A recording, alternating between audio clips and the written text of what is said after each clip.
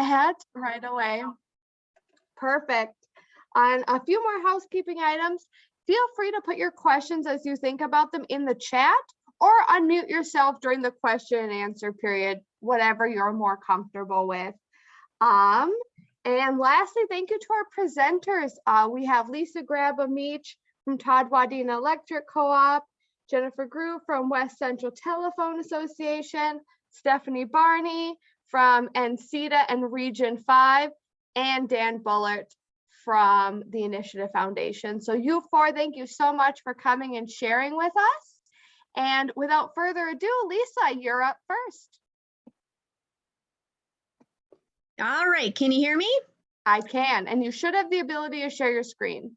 Yes, that is what I'm going to do. Can you guys see anything yet? Yes. All right. Is it going in present mode? There we go. All right, can you see it? Yep, looks great. Okay, great. Well, first of all, thanks, Katie, for putting this together. As gap lenders, we sometimes, people don't know a lot about us, so I appreciate that. And as you can see on the presentation, Jennifer and I, we have very similar roles with our two cooperatives. And so we're gonna present together. I'm gonna do the first part and then Jennifer will finish up. The other thing is, you know, a lot of people will wonder, you know, how are cooperatives involved in economic development? And there's really two purposes. The first one is being a cooperative. It's one of our core principles is to be engaged in our communities. It's called commitment to community. And so anything that we can do for our communities is a win-win and also hopefully benefit our members. And then the other thing is, you know, we're partners with the USDA and the Rural Utilities Service. And so through that, we have access to funds that can help with economic development and are focused on economic development. And so we're going to go through that. I've lost your guys' screen, so hopefully you're still seeing me. Can you see me, Katie? We can see you and we can see what you're presenting. Okay. All right. So our loan programs are intended to create economic employment opportunities, improve infrastructure, and improve the quality of life in our rural areas. So those are kind of the focus when we look at projects. We are able to have eligible partners, business ventures, government units, community facilities, nonprofit entities, and tribal authorities. We've done completed projects for equipment machinery startup, funds to renovate assisted living, and expansions for business and commercial and industrial development. Okay, so the first option we have for programs is the Rural Economic Development Loan and Grant Program. It's quite often termed the red leg. We've used this a few times between our two co-ops. We've mainly focused on interactions with the city. The USDA offers a zero interest loan or grant. The applicant must apply through a rural utilities borrower, such as West Central or Todd Wadena. The applicant does not need to be a member. We hear that quite a bit. And then I've just lost the other bullets, but there's a loan option that we don't take very often. There is some risk to the co-op, but there is a pass-through of a loan that can go out to the recipient. But we have taken advantage of the grants, and the grants can go up to $300,000, and then the co-ops have to interject some of their own cash into the project. And then we lend that fund out to a specific project, and when those funds are paid back at a zero interest loan, that transitions into our revolving loan fund, which is what we are going to talk about mainly today. So the revolving economic development loan is a fund that we have in-house. Both West Central and Todd Wadena's are very much alike. We're designed to be a gap lender between the bank and the loan applicant. Again, the applicants do not need to be members. We usually do start at about 10,000 just because of the paperwork that we have to manage and the security we're looking at. The maximum amount of the loan is determined by our loan committees. It's on a case-by-case basis. Typically, our rule of thumb is it can be up to 50% of a project and then 50% of the co-op's available funds. We do also look for security. We have been in the second position behind banks before, but we do look to have some security or carve out some type of security. And we do get audited through the USDA for our viable projects. We don't always have to, they don't always have to be successful. We've been fortunate, they almost always are, but we do need some security there to manage that. And then we also look for some equity injection from the loan applicants. So again, some of the examples that we have partnered with are restaurants, convenience stores, farm equipment retail stores, construction businesses, and then manufacturing businesses. I'm gonna unshare the screen, and then Jennifer, you're gonna take over, right? I sure will. Can you guys hear me okay? All right.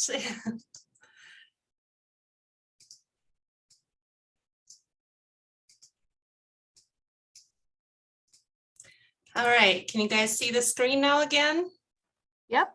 All right, so our loan process is pretty similar between Todd Wadena and West Central. We both have an application process. And even though the applications may be similar or seem the same, we still do need a separate application that goes to Todd Wadena and a separate application that comes to West Central. And then the biggest thing we kind of run into is a lot of times we'll get the application, but we won't get this supporting documentation that's listed. So it's really important that they read the full thing because once the complete application is received and all the supporting documents is when we can start our process and have everything go to our loan committees. So the first step after we receive everything is that the loan is reviewed by a loan committee, and Todd Wadena has their own committee and West Central has their own committee as well. That's made out of, for our West Central, ours is made out of a couple of the board members as well as our CEO and myself. So the loan committee will review the application and all the supporting documents that we've received.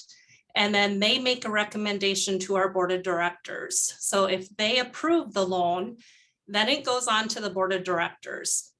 And board of directors only meet once a month. So depending upon when all the things are received, when the loan committee meets, this could take potentially 2 to 3 months before it actually goes to the board, and the board does the final decision on whether this loan is going to be approved or not. That's one thing that probably takes a little bit longer for us because of how the cooperative boards work and meeting once a month. So that is something to keep in mind. If the loan is approved by both cooperative boards or one or the other, then we schedule a closing. So if both Todd Wadena and West Central approve the loan, then we usually schedule a closing together. Because there is such a thing as an intercreditor agreement that we need to do. And a lot of times we'll do that with, if they have a Region 5 or Initiative Foundation, some other type of loan as well, we'll have a 3-part intercreditor agreement. The attorney fees are covered by the applicant. We will file the mortgage, the UCC filings, the liens, we will get that done. As part of both Todd Wadena and West Central's loans, we require that the payments are done via automatic EFTs. So Todd Wadena and West Central will initiate the payment withdrawals to come out of the recipient's bank account on the 1st of each month. We also need the recipient's DUNS number and NAS codes. Those are all items that we have to report to USDA, which leads into the annual reporting requirements. As part of these loans, we are both required to report any new loans. We have to report the payment status, if they're current or delinquent, how much principal, how much interest is paid. And then yearly, we need to gather some information from the recipients. And that's what this letter, usually you'll get, I send mine out in the summer, and then we're requesting financials from the recipient, the current insurance coverage. And one thing that USDA really likes to know is the number of jobs created and the total number of jobs that were saved with this project. Because that is the ultimate goal, is to build the community up and create or save jobs. So it's really, really important that we do get this information back on a timely basis from the recipients so that we can pass the information on to USDA. So that's kind of the loan program and the application and what some of our requirements are in a nutshell. Is if there's any questions for either Lisa or myself, we can take those now. Any questions for either Jennifer or Lisa? Feel free to unmute yourself.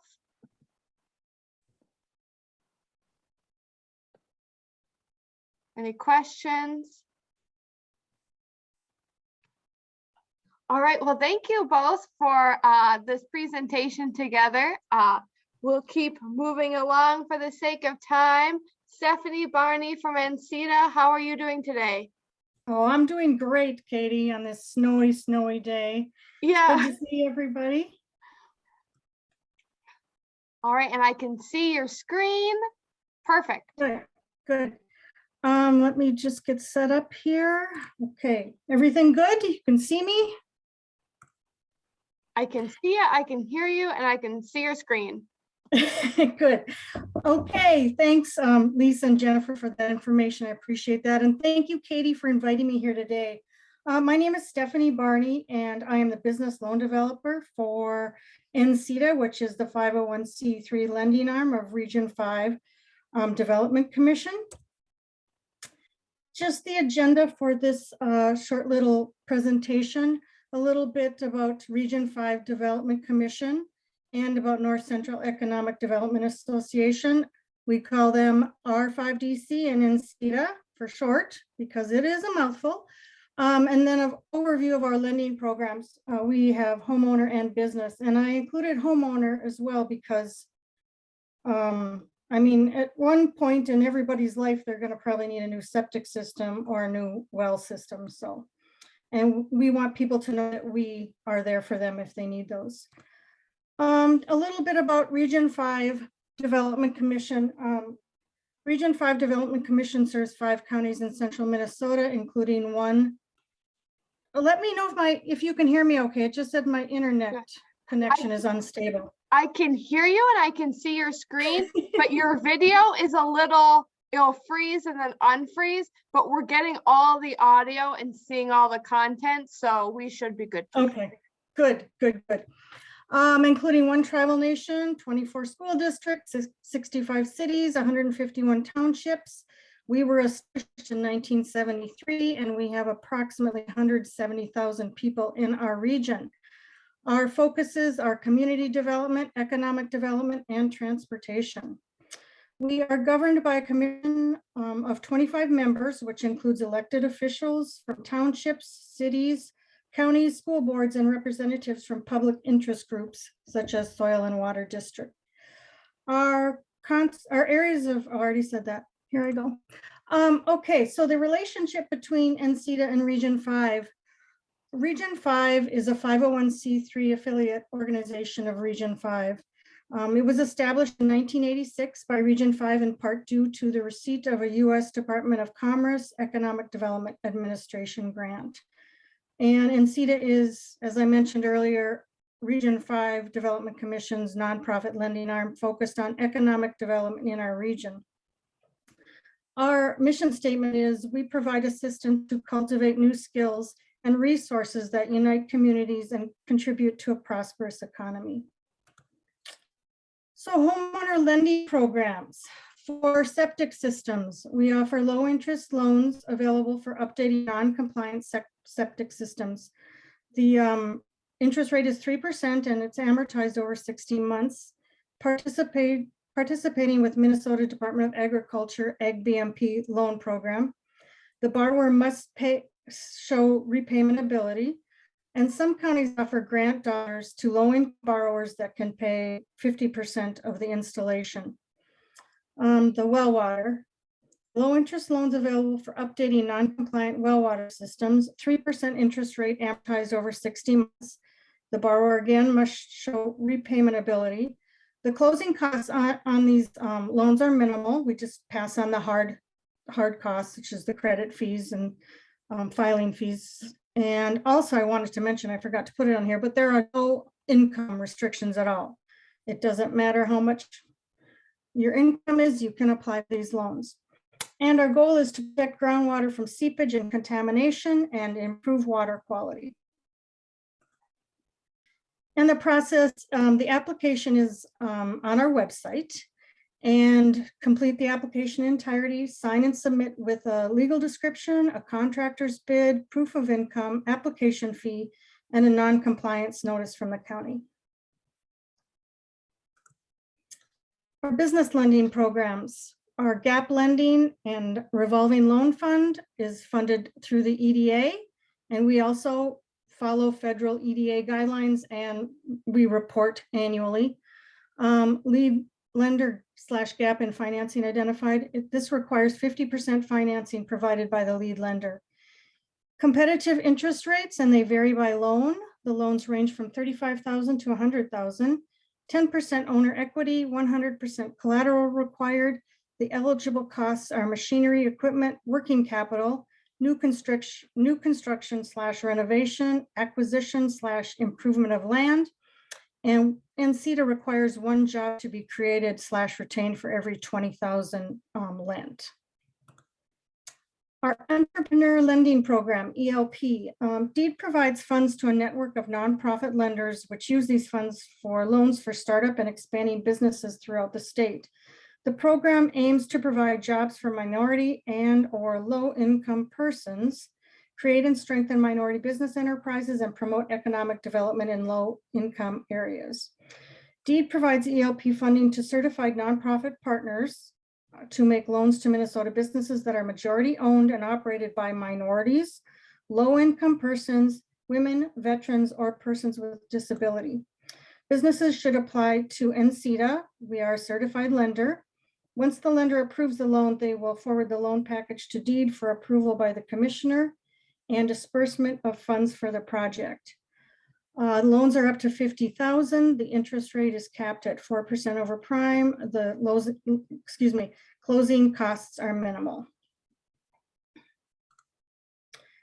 The applications can be submitted with requirements, and I have a list of requirements. I didn't know if I should read them. There's a lot, not a lot, but business plan, signed financial statements of owners, any person who owns 20% or more interest in the business.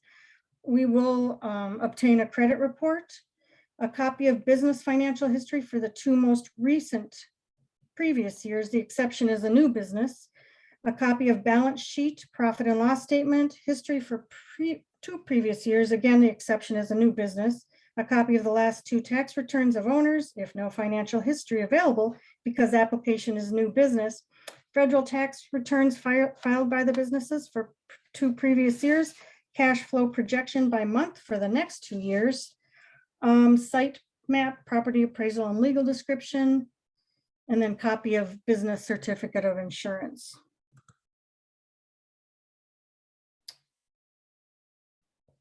And I invite you to check out our updated website. Our marketing director has worked really hard on it. And you can also sign up for our monthly newsletters, which provide news, grants and loan information, and webinars and training opportunities. Thank you for your attention. Thank you so much, Stephanie. Any questions for her about her program? Feel free to unmute yourself. All right, thank you so much, Stephanie, for joining us today. Moving right along for the sake of making this just a lunch hour, Dan Bullard, thank you so much for joining us today. Thank you, Katie, for including me in this gathering. Appreciate that. As very similar to the other organizations that presented, we also operate a revolving loan fund. Just getting back to the Initiative Foundation itself. Can you see my my screen? Yes, I can. Okay, all right. So the Initiative Foundation itself is a nonprofit organization. It's been around for a little over 35 years. We cover 14 counties throughout east central Minnesota, kind of the portion in orange there on the Minnesota map. But Todd and Wadena counties kind of serve some of our western boundaries there, part of our organization. Kind of the pillars of the foundation relate to supporting economy, community, and generosity. In the economy area, through the supporting of businesses through financing and training. Community, we do a lot of grant issuing to nonprofit organizations, and then we host a number of funds for grant making purposes as well. But in relation to business financing, again, we kind of operate primarily as a gap lender like the other organizations do.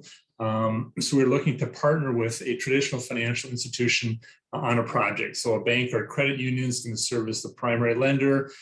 They'll lend typically, 75, maybe 80% of the project cost, depending upon their policy. And then technically the other 20-25% is required coming from the borrower. In those cases where they don't necessarily have all the cash available themselves, we would look at participating in that particular project on a subordinate basis. So the lender is going to, the bank or credit union is going to be the primary lender. They'll have a first lien position on business assets or first mortgage position. We would kind of come in a secondary nature to help fill that project out. So we look to support either startup or expanding businesses. Businesses we are looking to have a solid business plan and acceptable credit. Hopefully the project does result in some creation of quality jobs, or at least the retention thereof, and also would be in alignment of with local and regional goals for targeted industries. Our particular loan pool is about $20 million in total. At the present time, we have about $8 million available for lending. For us, a sweet spot would be gap financing somewhere in the low to moderate six-figure range. Our policy does allow us to go up to $500,000 per project. I'll be honest, it's quite rare that we actually get to that level, but something in the $100,000 to $250,000 range is pretty typical for us in terms of a gap project. We also can do projects less than that. Typically, we probably don't go on less than $25,000 in any individual project. But we do look to also partner with other organizations, such as the other participants in the program today. So oftentimes there's multiple gap lenders in a project. And as was referenced in a previous presentation, typically we would just kind of share a junior position through an intercreditor agreement related to that. We do a lot of lending to kind of manufacturing companies, to professional services. Hopefully there's a fair amount of employment creation with with our projects. Not that it's mandatory, but it is something that we look to support in that regard. But we don't have any hard and fast rules in relation to specific minimums of how many jobs need to be created per X amount of our dollars. In terms of our projects, it's very similar to what some of the other presenters mentioned. I mean, we work closely with both the applicant and the lead primary source. Quite frankly, we do work really closely with the banks and credit unions. So as a borrower is working with them, we basically just kind of ask for them to provide their consent to include us in the transaction and share information. Kind of saves the borrower from having to repeat providing us the same information they've already provided to a traditional lender. We generally try to follow the integrity of the transaction. So our projects can be used for anything from working capital, inventory, equipment purchases up through commercial real estate. So on those projects where it's maybe more working capital related, our financing in terms of a term loan is probably somewhere in the 3 to 5 year full amortization stage. Equipment's anywhere typically from 5 to 7 years. And then real estate, we oftentimes will do a 20-year amortization. Typically, we would ask for a balloon on our loan around the halfway point. Again, assuming that we're helping to meet the need of providing capital to the project on the front end, and then over the course of time with the debt reduction, maybe appreciation in property by the midway point, our portion, if any, is left, could be taken over by a primary lender. Yeah, we have a multitude of different funding sources that we do receive. We do receive some funds from USDA, although a little different program than the Red Lake. This is called the Intermediate Relending Program that we use. We also participate in the DEED Emerging Entrepreneur Loan Program that Stephanie referenced, as well as a number of different funding sources that we do have. Definitely very open to hearing about transactions that are occurring in your region, and if there's a need for additional gap financing, we're more than willing to have deeper conversations related to those. With that, I will just turn it back to you, Katie. Great, thank you so much, Dan. Any questions for him? Feel free to unmute yourself.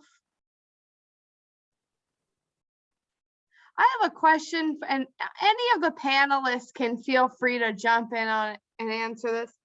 But what's the number one, I guess, avoidable mistake you might see applicants make when they turn in their application that could be avoided? Any of you can feel free to unmute and answer that. I would just say, be sure you go through the checklist and check everything off when you in your application, make sure it's signed, that type of thing. Your internet was a little spotty there, it was a little choppy. Would you mind repeating what you said? No, I would not. Can you hear me now? Yeah, yes, I can. I would just say, my advice would be to go through the checklist on the application. Ours is on the application. Just make sure you're turning everything in and signing your application. Did you hear that okay? I did, thanks, Stephanie. You bet. Lisa, I saw you unmute yourself. Yeah, I would just agree with Stephanie. I think we find that the applicants do a great job with their banks. They know what the expectations are with their banks, and so they turn everything in. Quite often, the gap lenders are brought in the 11th hour, and we do feel like our applications get piecemealed together. And that makes it tougher for us because we are a little slower process. So, and I even encourage the applicants and the banks to try and get us in on the front end. I like Dan's suggestion about being able to share some of that information. The earlier we're in the conversation, the easier the process goes. And I always feel for applicants, because they come in ready to close on their bank loan, just looking for some simple gap financing, and we can't help them as quickly as they hope. So I see Jennifer unmuted too. Maybe you had some other additional thoughts. No, you pretty much covered it all, Lisa. That's just ditto, I guess. Dan, Yeah. you unmuted as well. Anything to add? Yeah, I just wanted to, I guess, second what Lisa said is that it's important, I think, to kind of bring us in as early as possible in the transaction when there's been an identified gap need, and not wait, as Lisa referenced, to the 11th hour, because you know, we have processes that we need to go by as well. And oftentimes our approval processes, depending on the size of the transactions, do take quite a bit longer than a more traditional source like a bank or credit union. So I would say, earlier rather than later in terms of reaching out to us.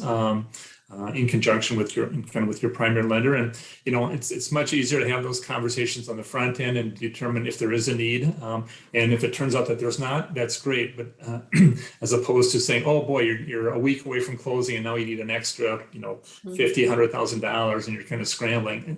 That's a little bit too short a time window for us as gap lenders to kind of get that done. So timing, I say, was probably the biggest mistake that I would see folks have in the process. Thank you so much, all four of you, for your responses. That's really good feedback. Any other questions for any of the panelists or all of them? Feel free to unmute yourself. Going once, going twice. Oh, go ahead. Yeah, I was just gonna say, I see a few other names out here that have programs as well. I don't know what your time limit is on the presentation, but I'm not sure if maybe anybody else wanted to give any reference to some of their programs. Great idea. Does anyone else want to mention programs that they have? Feel free to unmute yourself.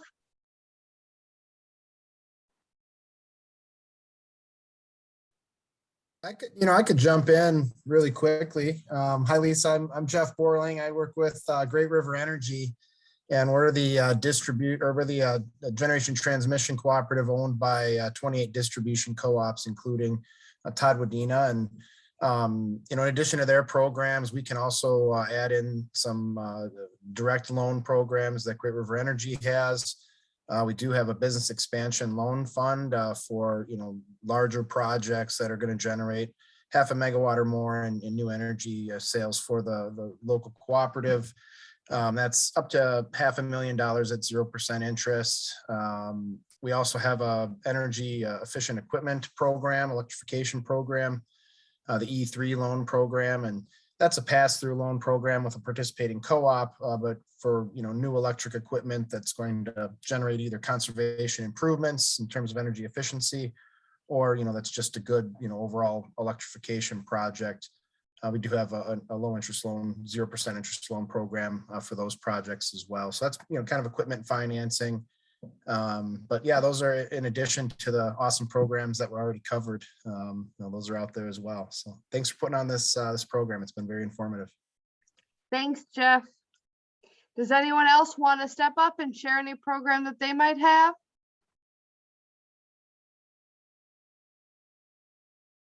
All right, last call for questions for the group. I'm assuming you all want to get back to shoveling and eating your lunch. All right, well, thank you all so much for joining us on kind of this snow day event. Hopefully it was a good use of your little lunch hour, able to connect with some great resources that we have in Wadena County and the surrounding region. I will be emailing out to all the registrants the information and slides shared by the panelists today. So expect that in your inbox, and that will also include their contact information. All right, well, thank you all and have a good rest of your day.